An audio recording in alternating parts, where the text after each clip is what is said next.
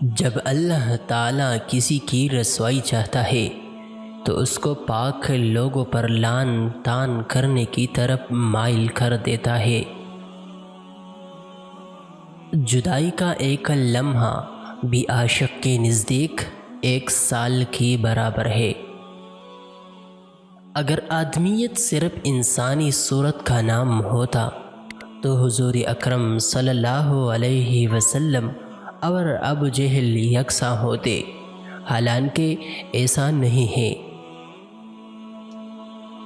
کتنے ہی متقی ہو جاؤ مگر نفس سے کبھی بے فکر نہ ہونا۔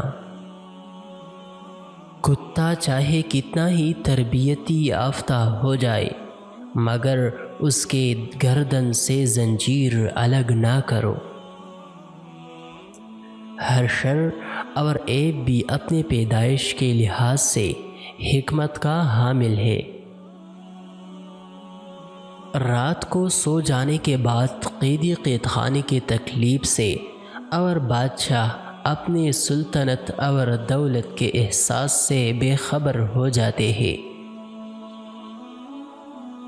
اللہ والوں کی بات سکون قلب عطا کرتی ہے اور اہل ظاہر کی باتیں دل میں انتشار اور بے اطمینانی پیدا کرتی ہے۔ اے لوگو، بہت شیطانی خصلتیں صوفیوں کی شکل میں موجود ہے، اس لیے بیعت میں ہرگز جلدی نہ کرو۔ جو عقل سلیم رکھتا ہے وہ خلوت اختیار کرتا ہے، کیونکہ تنہائی میں قلب کی صفائی ہوتی ہے۔ جو شخص کسی گناہ کا طریقہ رائج کرتا ہے تو اس کی طرف ہمہ وقت لعنت آتی رہتی ہے۔ نیک لوگ چلے گے اور ان کے اچھے اعمال باقی رہیں گے، اور کمینے لوگ بھی چلے گے اور ان کی ظلم و لعنت باقی رہے گی۔ مرغی کی دشمن اس کی آنکھ ہے جو دانے پر حریص ہے، اور اس کی نجات وہ عقل ہے جو جال کو دیکھ لے۔ عدل کیا ہے؟ درختوں کو پانی دینا۔ ظلم کیا ہے؟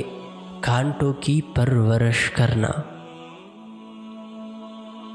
خواہش کے سام کو ابتدا میں ہی مارنا چاہیے، اگر دیر کرو گے تو یہ بڑھتے بڑھتے اژدہا بن کر تمہارے قابو سے باہر ہو جائے گا۔